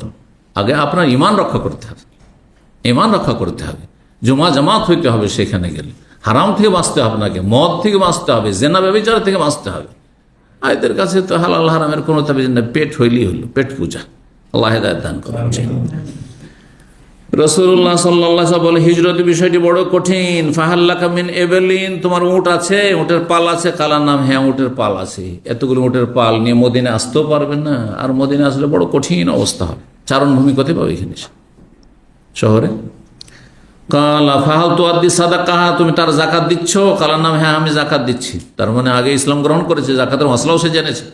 কালা ফামাল মিন ওয়ারাইল বেহার, বেহার বাহরের জমা যদি হয় তো সাগর। আর কেউ কেউ বলেছেন ভাষ্যকারগণ বেহার বাহারাতুনের বহু বচন, বাহারাতুন মানে হচ্ছে জনপদ, গ্রাম বা শহর, গ্রাম বা শহর এটি অর্থ হয়। তো তুমি নেক আমল করতে থাকো মিওয়ারাইল বেহার, সাগরের হ্যাঁ ওই প্রান্তে, মানে দূরে থেকে, দূরে থেকে, অথবা হ্যাঁ তুমি পল্লী গ্রামে বা শহরে যেখানে আছো সেখানে তুমি কি করতে থাকো, নেক আমল করতে থাকো। জরুরি নয় যে নেক আমল করার জন্য তোমাকে মদিনায় আসতে হবে। এখন দাম্মামে আছেন, সবাইকে মদিনায়, সবাই যদি বলে আমি মদিনায় চলে যাবো, সবাই বলে মক্কা যাবো, হ্যাঁ তা হবে? সম্ভব? অসম্ভব। কর্মসংস্থানও পাবেন না, কাজও পাবেন না, আর তারপর সেখানে গিয়ে নিজেও পেরেশানি উঠাবেন। আর এখানে ভালো হয়তো সুযোগ আছে, জি। যার ফলে সব সময় আবেগ হ্যাঁ কে কাজে লাগালে হবে না, বিবেককেও কাজে লাগাইতে হবে। আপনি অন্য জায়গায় থেকেও যদি নেক আমল করেন তাতে আপনি আল্লাহর কাছে ভালো পুরস্কার পাবেন, ভালো নাকি পাবেন ইনশাআল্লাহ, জি। নিয়তটা সৎ হইতে হবে। নবী সাল্লাল্লাহু আলাইহি ওয়াসাল্লাম বললেন যে তুমি দূরে থেকেও কি করো, ভালো আমল করতে থাকো অন্য জায়গায় থেকে। ফাইনাল্লাহ লা ইয়াতিরাকা, লা ইয়াতিরাকা, এটা ইয়াতরুকা নয়, ইয়াতিরাকা মিন আমালিকা শাইআন, আল্লাহ রাব্বুল আলামিন তোমার আমল থেকে কোনো কিছুতে কমতি করবেন না। হ্যাঁ তুমি মদিনায় যে আমল করবে, যে সওয়াব পাবে, তুমি ওখানে মরুভূমিতে সেখানে উটের পাল নিয়ে সেখানেও যদি থাকো আর আমল করতে থাকো, ফরজ ওয়াজিব আদায় করতে থাকো, হারাম নাজায়েজ থেকে বেঁচে থাকো, সেখানেও তুমি নেকি পাবে, আল্লাহর নেকিতে কোনো কমতি করবেন না। 6166 নম্বর হাদিস, হাদিস বর্ণনা করছেন ইবনে ওমর রাদিয়াল্লাহু তাআলা আনহু। তিনি বলেন নবী সাল্লাল্লাহু আলাইহি ওয়াসাল্লাম বললেন ওয়াইলাকুম, বললেন বা ওয়াইহাকুম, তোমাদের জন্য দুর্ভোগ, তোমাদের জন্য আফসোস। শাক্কা শোবা, তো ইমাম শোবা সন্দেহ হয়েছে যে ওয়াইহাকুম বলেছেন ওয়াইলাকুম বলেছেন। তারপরে হাদিসটি কি বলেছেন, হে মুসলিম জাতি তোমাদের জন্য আফসোস, তোমাদের জন্য আক্ষেপ লাগে, লা তারজু বাদি কুফারান, আমার দুনিয়া থেকে চলে যাওয়ার পরে তোমরা কাফের হয়ে ফিরে যেও না। নবী সাল্লাল্লাহু আলাইহি ওয়াসাল্লাম জানছেন যে একদিন মুসলিমরা হবে, আমার পরে তারা ধীরে ধীরে ইসলাম থেকে দূরে যেতে যেতে মুরতাদ হয়ে যাবে। বহু নাস্তিক মোনাফিক আজকাল মুসলিম সমাজে রয়েছে, বহু লোক মুশরিক মাজার পূজারী রয়েছে। হ্যাঁ নবীর সাথে মহব্বত করে কিন্তু মহব্বত করতে জানে, মহব্বতের নামে শিরিক করে, কুফরি করে, শিরকের ধর্ম পালন করছে। লা তারজু বাদি কুফান, আমার পরে তোমরা কাফের হয়ে মুরতাদ হয়ে যেও না, ফিরে যেও না ইসলাম থেকে, ইসলাম বিমুখ হয়ে যেও না। ইয়াদরিবু বাযুকুম রিকাবা বাযি, তোমাদের এক দল আর এক দলের গলা কাটবে, এমন হইও না। অর্থাৎ আপোষে তোমরা দ্বন্দ্ব করিও না, কলহ করিও না, মারামারি করিও না।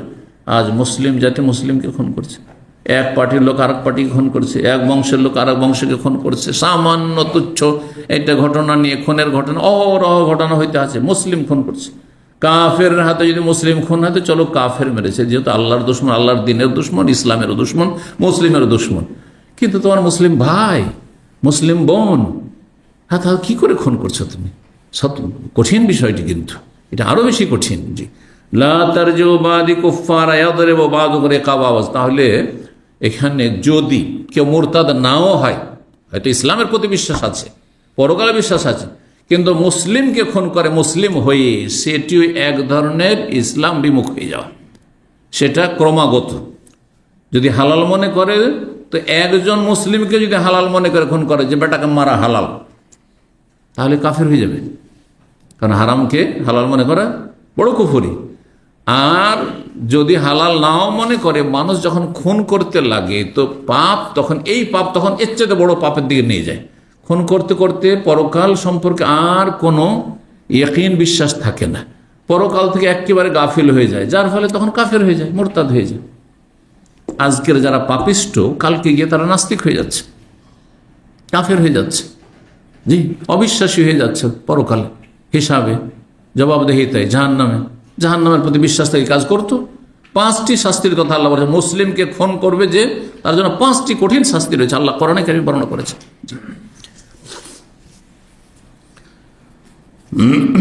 তারপরে 6167 নম্বর হাদিস, হাদিস বর্ণনা করছেন আনাস রাদিয়াল্লাহু তাআলা আনহু। তিনি বলেন আন্না রাজুল মাহিল বাদিয়াতি আতান নবী সাল্লাল্লাহু আলাইহি ওয়াসাল্লাম, বেদুইন অঞ্চল থেকে জনক ব্যক্তি আসলো, এসে বলে ইয়া রাসূলুল্লাহ, হে আল্লাহর রাসূল, মাতা সাআতু কায়েমা, কিয়ামত কখন অনুষ্ঠিত হবে?